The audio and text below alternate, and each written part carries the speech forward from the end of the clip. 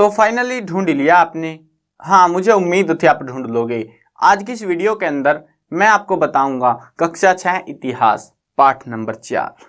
पाठ का नाम है क्या बताती हैं हमें किताबें और कब्रें। तो इस पाठ को मैं समझाने वाला हूं आपको बिल्कुल मजेदार तरीके से। चलो शुरू करते हैं। मैं हूं अजय और आप देख रहे हैं CCL क्लास। हाँ, एक चीज बता देता हूं, इस पाठ के नोट्स, अभ्यास के प्रश्न उत्तर, महत्वपूर्ण प्रश्न उत्तर, MCQs, ये सारी चीजें आपको लिखी हुई मिल जाएंगी। साथ में वीडियोस भी मिलेंगी, तो डिस्क्रिप्शन में लिंक जरूर से चेक कर लेना। अब आते हैं अपना टॉपिक पे। टॉपिक का नाम क्या है? क्या बताती हैं हमें कुछ चीजें जो है हमने पिछले पाठों के अंदर पढ़ा, हमें बहुत सारे सबूत मिले पुराने लोगों के। तो वो सारे सबूत हमें या तो किताबों से मिले हैं या फिर कब्रों से मिले हैं। हमारे पास कोई ऐसा जरिया नहीं था हमारे इतिहास को ढूंढने का, लेकिन हमें कुछ किताबें मिली जिसमें उस टाइम के लोगों की बात हुई है, उस टाइम की भाषा की बात हुई है, उस टाइम के लोग कैसे जो है कौन सी क्रियाक्रम करते थे, क्या करते थे, कहाँ रहते थे, वो सारी चीज़ें हमें उन्हीं से पता लगी हैं। और उनको अब झूठ बोल दे तो फिर अगर उन्होंने गलत बात लिखी होगी, सही बात लिखी होगी, वो किताब लिखने वाले की मर्जी थी। तो जो भी है हमें वो मिले हैं और उन्हीं के आधार पे हमने बहुत सारे तथ्य जो है ढूंढ निकाले हैं। तो ये सारी चीजें हमें या तो किताबों से मिली है या फिर कब्रों से। कब्र क्या होती है? जब लोगों को जो मर जाते हैं उनको दफना दिया जाता है। पुराने टाइम में परंपरा रही है कि जो भी मर जाता था ना, तो उसको जो है किसी भगवान के पास, हो सकता है भगवान जो है मतलब यमराज लेके जाता हो उनके आत्मा को, या फिर स्वर्ग लोक जाएगा, नरक लोक जाएगा, या फिर ओडिन के पास जाएगा। जिसके भी पास जाना होता था उसके लिए एक खास क्रियाक्रम किया जाता था। उसकी लाश को जो ताबूत होता है उसमें रखा जाता, उसके साथ साथ भेड़ बकरी, अनाज, शराब और भी कई सारी धातुएं, आभूषण, बहुत सारी चीजें उसमें भर दी जाती थी। अब ये करते क्यों थे?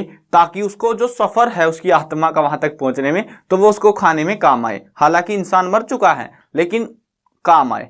पता नहीं किसके काम आएंगी, हो सकता है वो वहां पे सड़ गई हो ऐसे ही पड़ी पड़ी।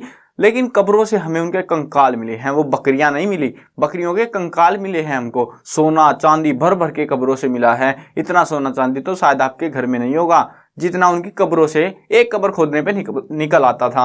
अब ये तो थी कहानी यहाँ पे, ठीक है। अब यहाँ पे जो है हमने किताबों के बारे में जिक्र शुरू कर ही दिया है, तो मैं बता देता हूँ 4 प्रकार के वेद होते हैं। वेद जो है किताबें ही होती है, तो कुछ अलग नहीं है, बस ये जो है इनके नाम रख रखे हैं, ऋग्वेद, सामवेद, यजुर्वेद, अथर्ववेद, ठीक है। तो ये जो 4 वेद है ना, इनके अंदर जो है ये चारों के अंदर अलग अलग चीजें हैं दुनियादारी की। और जो हमारा ऋग्वेद है, कौन सा वेद? ऋग्वेद, जो कि इस चैप्टर के अंदर है बस। तो ये जो वेद है ऋग्वेद, ये बहुत पुराना वेद है। मतलब होता ना, ये किताब मैंने आज लिखी, ये मैंने 20 साल पहले लिखी थी, तो ये कौन सी पुरानी हुई? ये वाली ना। तो वही हालात हैं, जो ऋग्वेद है वो हमारा सबसे पुराना वेद है, ठीक है। अब जो बाद के वेद थे ना, ये 4 वेद मैंने बताए, ऋग्वेद, सामवेद, यजुर्वेद, अथर्ववेद, तो ये जो 3 वेद बच गए ना, ये बहुत हजारों साल के बाद लिखे गए। समझ रहे हो? बहुत हजारों साल के बाद इनको लिखा गया था। और ऐसा क्यों हुआ था? क्योंकि ये जो वेद था ना, ये टुकड़ों में लिखा गया था और काफी टाइम लगा था इसको इकट्ठा होने में। उसके बाद में वो किसी और ने लिखवाए थे, ठीक है। तो इस वजह से वो अलग अलग टाइम पीरियड के दौरान लिखे गए थे। और ये जो वेद है ना, अब सारे वेदों को तो हम पढ़ने वाले हैं नहीं, बाकी के 3 वेद में हमें युद्ध की कहानी मिलती है। कैसे राजाओं ने दूसरे राजाओं को मार गिराया, कैसे उन्होंने जो है दूसरे की टांग काट दी, किसी की गर्दन उड़ा दी, ऐसे पूरा मतलब जो भी वेद थे उनके अंदर सिर्फ मार काट हुई पड़ी थी। लेकिन ये वेद कुछ हटके था। इसके अंदर जो है यहाँ पे लोगों को जमीन हड़पने की नहीं पड़ी थी, इन लोगों को जो है कुछ करना था। पूजा, भगवान की पूजा, ये लोग भगवान की पूजा करते थे, भगवान पूजते थे। इनके आम तौर पे या फिर खास तौर पे बोल सकते हो 3 भगवान होते थे। कितने? 3 भगवान। पहला भगवान था अग्नि देवता, वो आग जिसके साथ आप खेलते हो तो ये आग जरूरी होती है ना। दूसरा था इंद्र देवता, ये जो इंद्र देवता था ये पानी का देवता था, पानी भी जरूरी होता है। तीसरी चीज, एक था सोम देवता, ये कोई देवता नहीं था लॉजिकली, ये एक पौधा था, पेड़ था या पौधा जो भी था, लेकिन ये एक वृक्ष की कैटेगरी में आप लिख सकते हो, पौधा पेड़ जो भी हो सकता है ये। अब मैंने तो सोम नाम के पौधे को कभी देखा नहीं है, तो ये पौधा था एक, और ये खाने के काम आता था। तो खाना भगवान होता है, आपने सुना होगा। तो ये 3 देवता थे, यानी कि अग्नि, आग, आग नाम का देवता, यानी कि आपको कुछ भी खाना बनाना आग चाहिए, जल भी चाहिए, जल के बिना तो कुछ होगा नहीं, और सोम यानी कि खाना चाहिए आपको, सीधी बात है, जो चीज बनानी है। यानी कि ये चीजें जो है उनकी भगवान थी, इन्हीं की मदद से वो सरवाइव कर पा रहे थे, और ये लोग इन्हीं की पूजा किया करते थे। ये 3 देवताओं का हमें खास तौर पे जिक्र मिलता है ऋग्वेद में। लोग बड़े बड़े अनुष्ठान करवाते, और सिर्फ किसकी प्राप्ति के लिए? इन देवताओं को खुश करने के लिए, यानी आग जो है हमें मिलती रहे, जल हमें मिलता रहे, ये जो प्रभु है ये हमारे ऊपर कृपा करती रहे। अब ये जो ऋग्वेद था ना, भाषाएं, सबसे बड़ा पंगा होता है भाषा शैली का। ये जो वेद थे ये बहुत हजारों साल पहले लिखे गए, और उस टाइम पे जो है, ये मैं बता रहा हूं, बात है लगभग 3500 साल पहले की, जब ये वेद लिखा गया था, ठीक है। तो इस वेद में जो भाषा थी, अब मैं यहाँ पे इस टाइम पे हिंदी में बात कर रहा हूं, है ना, किसी दूसरे देश में इंग्लिश में बात कर रहा होगा, कोई चाइनीज में बात कर रहा होगा, कोई जापानीज में बात कर रहा होगा, कोई अपनी भाषा में बात कर रहा होगा। कुछ ऐसी चीजें थी जो बोली थी, भाषा ही नहीं, जैसे हरियाणवी सिर्फ एक बोली है, पंजाबी हो गई, और भारत के अंदर ना जाने कितनी ही भाषाएं हैं, दूसरे देशों में कितनी ही भाषाएं हैं। अब ये कुल मिला के अगर आप देखते हो तो उस टाइम पे जहां पे ये लिखा गया, उस टाइम पे जो भी भाषा बोली जाती होगी उन्होंने तो उसी में लिख दिया, है ना। अब ऐसे थोड़ी ना बोलेंगे कि भाई साहब हिंदी वालों को पढ़ना है, ये हिंदी में लिखो इसको, ऐसे नहीं होता। अब मैं हिंदी जानता हूं, मैं अपने टाइम के लिए लिख रहा हूं, भविष्य के लिए नहीं लिख रहा ये किताबें, तो वो सीन था। अभी इनकी जो भाषा थी वो थी प्राक भाषा, हम जानते हैं बस ये जो है ज्यादातर संस्कृत में हमको मिले हैं उस टाइम पे, मतलब हजारों सालों तक। जैसे हिंदी है ना काफी समय से चलती आ रही है, वैसे ही जो है प्राकृत संस्कृत कई प्रकार की होती थी पहले। तो जो है एक तो ऋषि मुनि जो भाषा यूज करते थे ना संस्कृत की, वो अजीब होती थी, जो आम बोलचाल की संस्कृत थी वो अलग होती थी। तो यहाँ पे प्राकृतिक संस्कृत में इनको लिखा गया था वेदों को। उसके बाद में हमने संस्कृत पढ़ी, आपके पास संस्कृत नामक एक किताब भी है, जो कि ये वो वाली नहीं है, ठीक है, नहीं तो आप पढ़ लोगे, ऐसे कैसे पढ़ लोगे तुम। तो जो लोग हैं जिन्होंने इनकी खोज करी, उन्होंने इनको जो है आम संस्कृत में जो आपको पढ़ पाते हो वो संस्कृत, उसमें बनाया, उसके बाद उसको हिंदी में ट्रांसलेट किया गया। ऐसे बहुत सारे क्रियाकलाप करने के बाद में आज फाइनली ऋग्वेद को पढ़ा गया। अब हम नहीं जानते और पढ़ाने वाले नहीं जानते कि क्या वो जो लिखा था वो सच था या फिर झूठ था, वो उन्हीं को पता है, मुझे तो नहीं पता। लेकिन हाँ, प्राकृतिक संस्कृत या फिर वैदिक संस्कृत भी इसको कहा जाता है, क्योंकि वेदों के टाइम पे ये संस्कृत इस्तेमाल की गई थी। अब यहाँ पे बताते हैं इतिहासकार ऋग्वेद का अध्ययन कैसे करते हैं। ये चीज तो मैंने वैसे बता दी है, हमें एक चीज बता देता हूँ, ये जो वेद था ना, आजकल ये जो चीजें होती है ये किताबों कागजों के ऊपर लिखी मिलती है, उस टाइम पे कागज नाम की चीज ही नहीं थी। नो, वो लोग क्या करते थे, वो पेड़ की छाल लेते हैं। पेड़ की छाल क्या होती है, जैसे कोई पेड़ होता है ना, मैं बताता हूँ एक डायग्राम के थ्रू।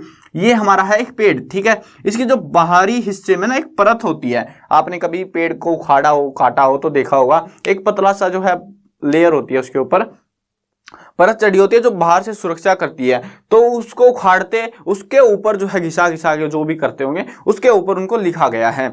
अब लकड़ी है, क्या वो लकड़ी ठीक रहेगी भविष्य के लिए? नहीं ना।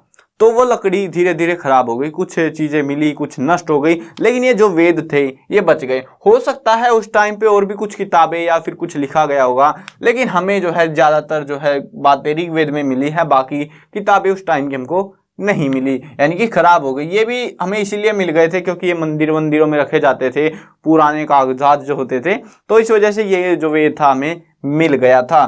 ठीक है, ये समझ में आ गया ना कहाँ लिखा गया था, ये पेड़ की छाल के ऊपर लिखा गया था। तो और इसका अध्ययन कैसे किया जाता है? अध्ययन करने के लिए पहले भाषा को ट्रांसलेट किया जाता है, समझना पड़ता है क्या है, किसका शब्द का मतलब, अर्थ मतलब, सारी चीजें देखने के बाद में आखिरकार हम इस लायक हो पाए जिसको हम पढ़ पाए। अब आपकी बुक में जो है ना एक फोटो भी दे रखा है पेज नंबर 37 के ऊपर एनसीईआरटी में, जो कि आपको देखोगे ना कुछ समझ में नहीं आएगा, कुछ का मतलब कुछ भी नहीं समझ में आएगा लिटरली। और उसमें जो है कुछ कहानी लिखी हुई है, विश्वामित्र और नदियों की कहानी। क्या होता है विश्वामित्र? आप जानते हो, रामायण की कहानी है ना। रामायण में भी विश्वामित्र आए हैं, रामायण में जिक्र आता है बार बार। वो एक राजा थे, बहुत प्रसिद्ध राजा, बहुत शक्तिशाली राजा। उन्होंने जो है सफर कर रहे थे, एक बार की बात है, और सफर करते टाइम पे बीच में नदी आ गई। नदी से आग्रह किया कि तुम जो है ना मुझे रास्ता दे दो मेरे रथ को, मैं यहाँ से जाना चाहता हूँ। नदी चल रही थी, ऐसे बह रही थी, उसकी तो धारा थी, मतलब वो नियम था, ऊपर से नीचे गिरेगी तो जाएगा पानी। तो अब जो विश्वामित्र ने अपना जो है कुछ तीर वीर निकाल लिया, बोला आज तो मैं तुझे सुखा के छोड़ूंगा। तो वो जो है उसके बाद प्रकट हो जाती है नदी और बोलती है मैं तुम्हें रास्ता दे दूंगी, तुम मुझे खत्म मत करो, ये मेरा नियम है। ठीक है चलो भाई। उसके बाद में वो निकल जाते हैं। अब यहाँ पे कुछ लॉजिकल बातें सोचो आप कि नदी कैसे प्रकट हो गई, कैसे उसने बात करी, तो ये आपको भी अजीब लगेगा, मुझे तो लग ही रहा था। ठीक है, तो ये चीजें भी हुई है पुराने टाइम में, जो कि हमें वेदों के माध्यम से ही पता लगी है। अब बात आती है मवेशी, घोड़ों की और अन्य रथ जो भी कुछ बनते थे, तो उस टाइम में क्या होता था। ऋग्वेद में हमें पता चला है लोग जो है राजा जो है अपने पुत्र की प्राप्ति के लिए, या फिर जो है कोई ऋषि मुनि कोई मंत्र जादू तीर कुछ भी लेने के लिए जो है अनुष्ठान क्या करते थे। उन अनुष्ठानों में जो है जानवरों की बलि चढ़ाई जाती थी ताकि जो भगवान है उनके वो खुश हो जाएं। और खासकर ये जो था ना, ये पुत्रों की प्राप्ति के लिए किया जाता था। ठीक है, उस टाइम में जो है पुत्रों को ही सर्वश्रेष्ठ माना जाता था और इनकी प्राप्ति के लिए ही घोड़ों की प्राप्ति, मवेशी जो है, जो मवेशी लोग थे यानी कि जो जानवर पाला करते थे, वो घोड़ों की प्राप्ति के लिए यज्ञ कराया करते थे। अब यहाँ पे बताते हैं लोगों की विशेषता बताने वाले शब्द। हमें दो समूह में बांटा गया है, ऐसे हमें दो समूह हैं जो मतलब ये किताब है ऋग्वेद है, इससे पता चला है। उस टाइम पे लोगों को दो भागों में बांटा गया था। एक था बड़ा भाग यानी कि राजा रानी राजधानी, ये जो बड़े इलाके थे, शक्तिशाली राजा हुए। और दूसरे थे ब्राह्मण, वो शक्तिशाली। यहाँ पे ब्राह्मण को जो है सबसे बड़ा बताया गया, पुरोहित या कभी कभी ब्राह्मण। ठीक है, और ये अनुष्ठान करते, उसके अलावा राजा। ये दो कैटेगरी ऐसी थी जो अनुष्ठान ज्यादा किया करती थी। ये राजा वैसे नहीं थे जैसे आप सोच रहे हो। इतिहास की बात अगर आप उठा के देखते हो आपको पता लगेगा ये वो बात नहीं है। पहले के राजा जो है सेना रखते और बहुत सारे सैनिक जो थे वो हमला करते रहते, एक बार इधर एक बार उधर, इलाकों पे कब्जा करते रहते। ये वो राजा थे जिनके पास ना जमीन थी, ना सैनिक थे, ना राजा थे। नहीं, राजा थे लेकिन राजा नहीं थे वो, मतलब वो वाले राजा नहीं थे। ये बिल्कुल जैसे बहुत सारा बड़ा सा कबीला हो गया, बोले आप सरदार हो हमारे, बस वैसे बोल दिया, तो वो वाले राजा। ठीक है, इनके पास वैसे था कुछ नहीं, फिर भी राजा थे ये। अब यहाँ पे जो है जनता, हर समुदाय में जब राजा चुना जाता है तो उनकी एक जनता होती है, जो बाकी लोग हैं वो जनता है। और वहां से जो है हमें जो है जनता को जन या विश या वैश्य जो है उनको बोला जाता था। जनता के अंदर ही कुछ लोग होते थे जिनको विश या वैश्य बोला जाता था, यानी कि जो घटिया काम करते थे उस टाइम के हिसाब से। उनके लिए अच्छे हो सकते हैं, हमें नहीं पता, आज इंडिया की संस्कृति के अंदर ऐसा बोला जाता है। अब यहाँ पे जो है इनको धीरे धीरे जो है विश को वैश्य बोला गया, और वैश्य को आप जानते हो क्या होता है। अब जो है यहाँ पे बताते हैं, यहाँ पे इसी से जो ब्राह्मण लोग थे ना, जो गरीब थे, मजदूर थे, नौकर चाकर थे, उनको जो है ये दस्यु बुलाते थे। या फिर लॉजिकली यहाँ पे क्या हुआ था, यहाँ पे जो लोग थे ना, जो ब्राह्मण थे, ये दुश्मनी निकालने के लिए, मान लो मेरी जो है आपसे बहस हो गई, मैं ब्राह्मण हूँ, आप किसी और जाति के हैं, तो मैं आपको दस्यु बुलाऊंगा, ऐसा सीन कर रखा था इन ब्राह्मणों ने। और उसके चलते जो है इनको धीरे धीरे जो है ना, वो जो दस्यु ब्राह्मण अपनी मतलब बदला निकालने के लिए बुलाते थे, उनको चिढ़ाने के लिए बोल सकते हो। तो धीरे धीरे वो जो दस्यु था उससे दास बन गया। वो व्यक्ति दास नहीं बन गया, वो जो लोग थे उस टाइप के लोग थे उनको दास बुलाया गया। दास यानी गुलाम, उनको बंदी बना लिया जाता और पूरी जिंदगी किसी एक राजा या फिर किसी भी व्यक्ति के लिए वो काम कर रहे होते। तो ऐसा होता था पुराने टाइम की बातों के अंदर। उसके अलावा अब किताबें पढ़ते रहोगे कि कब्रों पे भी आओगे? भाई आप भूल गए कब्रों को, है ना? मतलब किताबें हैं, कब्रें हैं, किताबों में ही उलझे पड़े हो तुम, तो कब्र कब आएंगी? हाँ चलो छोड़ते हैं किताबों को, किताबों में इतना ही था। अब बात आती है कब्रों की। कब्र एक ऐसी जगह है जहां से हमें सोना चांदी हीरे मोती जवाहरात निकल के आते हैं बाहर। वाह, साथ में कुछ लाशें भी निकल के आती हैं जो कि सिर्फ कंकाल हैं। अब हमें बहुत सारी जो है ये मिली है कंकाल, या फिर जो है कब्रें मिली हैं जिनके अंदर से हम ये देख सकते थे पुराने टाइम में कि कुछ लोग अमीर होते थे, कुछ गरीब होते थे। जो लोग अमीर थे, राजा थे, तो उनके साथ में जो सोना या फिर जो भी जानवर वानवर बहुत भर भर के मिले, कब्र बड़ी होती और उसमें ज्यादा भरे जाते वो। कुछ कब्रें ऐसी भी है जो राजा के लिए स्पेशल, मतलब एक जैसे होता है ना कि किसी राजा का राज चल रहा है, उसका बेटा, पत्नी, परिवार के लिए कब्र स्पेशल बनाई जाती, जिसमें पूरे परिवार को दफन किया जाता, जिंदा नहीं। जब वो जैसे जैसे वो मरते जाते हैं उनको उसमें दफनाया जाता रहता है ऐसे, ठीक है, बार बार खोल के। तो ऐसा भी सीन होता था उस टाइम में। और हमें जो है ना उनके आभूषण से ये पता लगा कि उस टाइम पे भी गरीब अमीर का भेदभाव चलता था, क्योंकि कुछ लोगों की कब्रों में सिर्फ एक बकरी मरी पड़ी मिली है, कुछ कब्रों में जो है सोना ही सोना मिला है। तो इससे पता लगता है कि वो व्यक्ति कितना अमीर था और ये वाला व्यक्ति कितना गरीब था। तो ये चीज भी हमें उस टाइम के देखने को मिली। अब यहाँ पे एक गांव की कहानी आती है। गांव का नाम है इनाम गांव। क्या नाम है गांव का? इनाम गांव। याद रखना, ये पार्ट का इंपॉर्टेंट पॉइंट है। इनाम गांव पार्ट मतलब गांव का नाम है। ये जगह जो है, हमें इस जगह पर 2700 से लगभग 3600 साल पहले, मतलब 3600 से 2700 यानी कि ऋग्वेद के टाइम से के आसपास की बात है। उस टाइम पे यहाँ पे जो है हमें कुछ और चीजें भी मिली है, कुछ विचित्र चीजें मिली हैं। कब्रें हमें बहुत सारी जगहों पे मिली, लेकिन यहाँ की कब्रों में कुछ खास बातें थी। यहाँ पे क्या किया जाता, जो आपको दिशाएं पता है ना, दिशाएं क्या होती हैं, उत्तर, पूर्व, पश्चिम, दक्षिण, ये चीजें पता है ना आपको, कहाँ कौन सी क्या होती है। अब ये जो है ना आपको वैसे तो एक्चुअल में तो पता नहीं किधर किधर होती है, वो देख लेना आप, आपके इलाके के हिसाब से बटी होती है, लेकिन किताबों के अंदर ऐसे दिखाया जाता है, ठीक है। यानी कि उत्तर, दक्षिण, पूर्व, पश्चिम ऐसे दिखाया जाता है। तो हमें क्या मिला है, हमें जो कब्रें है ना उनका जो सिर है ऐसे, मतलब एक कब्र है ना, जैसे मान के चलो ये हुई कब्र, ऐसी ऐसी बनी, ऐसी सी मिलती है हमको कब्र, ठीक है, ऐसी सी। तो ये जो है ना, इधर तो उसका सिर रखा जाता है उत्तर की दिशा में, और ऐसे ऐसे जो है उसको लेटाया मिलता है। जो कब्रें थी ना इनाम गांव में, जितनी कब्रें हमने उखाड़ी, वहां पे हर एक कब्र का ऐसा पैटर्न मिला कि हर कब्र का सिर उत्तर दिशा में था। हो सकता है उनका कुछ अपना पैटर्न रहा हो, या फिर जो भी लॉजिक लगाया उन्होंने, हो सकता है किसी भगवान, खास भगवान की प्राप्ति के लिए वो ऐसा करते हो। जो भी था, हमें कब्रें कुछ इस प्रकार की मिली है वहां पे। कई लोग, हमें बहुत सारी कब्रें तो ऐसी मिली है घरों में दफनाए मिले लोग अपने मतलब परिवारजनों को या फिर किसी को भी घर में दफना देते होंगे। कहीं ऐसा तो नहीं है कि उस टाइम पे कांड कर दिया, मतलब मार दिया किसी को भी और दफना दिया और पता ही ना चला कि किसने कर दिया ये, ठीक है। न्याय प्रणाली तो नहीं थी उस टाइम पे, तो हो सकता है ऐसा भी कुछ रहा हो, किसी को कुछ अंदाजा नहीं है, बस तुक्के मारते हैं सब। यहाँ पे हमें जो है एक आदमी को 5 कमरों वाले मकान के आंगन में 4 पैरों वाले मिट्टी के बड़े एक संदूक में दफनाया हुआ मिला है। घर के अंदर, आंगन में, बड़ा सा घर था, उसके आंगन में बिल्कुल बीचों बीच उस आदमी की कब्र गाड़ रखी। कब्र का पैटर्न सेम था, जैसे उत्तर में सिर और दक्षिण में पैर, ठीक है। तो ये चीज भी थी। उसके बाद में यहाँ पे बताते हैं, हमें जो है ऐसा नहीं है, हमें सिर्फ सोने चांदी के चक्कर में कब्रें नहीं उखाड़ी। आप भी सोच रहे होगे, मतलब यार सोना मिल रहा है, इतना महंगा सोना, और वो भी ये इतना सा नहीं है 2 ग्राम 5 ग्राम नहीं मिलता, वो किलो के हिसाब से मिलता है। वो किलो समझ रहे हो ना, बहुत बड़ी रकम होती है, करोड़ों में पैसे मिलते हैं उसके। फिर तो उस चक्कर में नहीं उखाड़ी हमने सिर्फ ये, हमें कब्रों के साथ में ये कंकाल जो मिलते हैं ना, ये कंकाल भी हमें बहुत कुछ बताते हैं।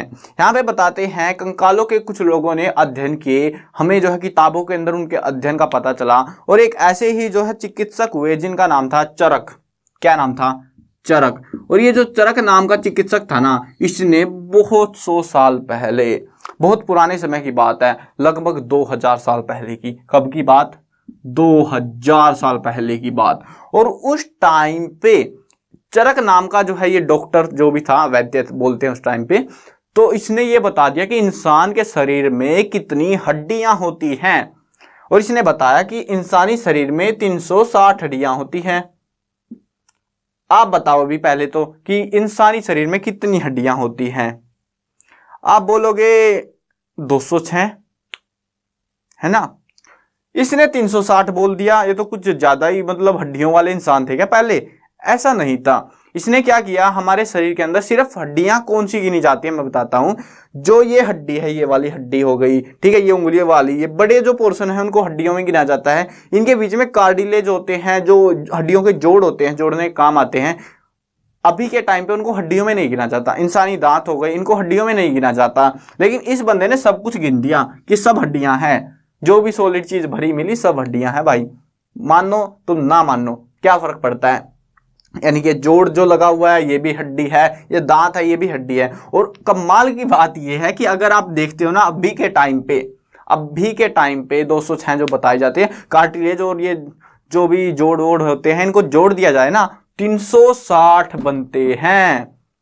कमाल की बात है, मैं भी हैरान रह गया। मतलब यार ऐसे कैसे, इस बंदे ने क्या पूरे शरीर को फाड़ डाला।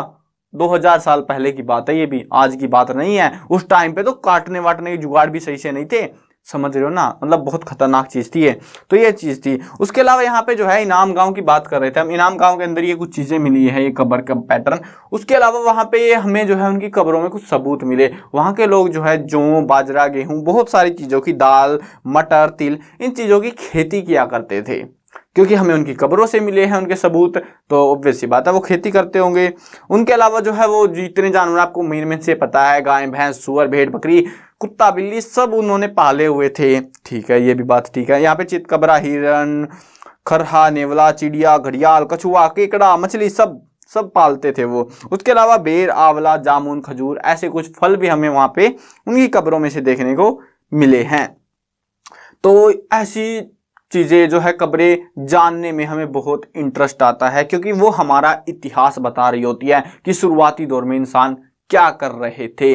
आपको समझ में आ गया क्या कर रहे थे इंसानी शुरुआती दौर में? वो या तो मार मार के दफना रहे थे लोगों को, नहीं मर ही रहे थे वो खुद ही। उसके अलावा जो है उनका कुछ भगवान का पैटर्न था, वो खास बात है। इनाम गांव में तो एक अलग ही पैटर्न चला रहे थे कब्रों के साथ। जो भी था ये उस टाइम की बात है, लगभग 3000 से 2000 साल के आसपास। तो ये होता था उस टाइम में, उस टाइम की कब्रें हमें अभी मिल गई। कमाल की बात है, और हमें इतिहास पता लग गया। अब मैंने भी आपको बता दिया। तो बस इतना ही था पाठ के अंदर, उम्मीद है पाठ समझ में आ गया होगा। अब वीडियो एंड करते हैं। मैं कवर करने वाला हूं क्लास 6, 7, 8, 9, 10, 11 और 12th क्लास की सभी सब्जेक्ट की वीडियो, हिंदी मीडियम और इंग्लिश मीडियम दोनों में होने वाली है। तो सब्सक्राइब करो, साथ में घंटी दबाओ, ताकि कोई भी अपडेट दूं आपको बिल्कुल टाइम से मिल जाए।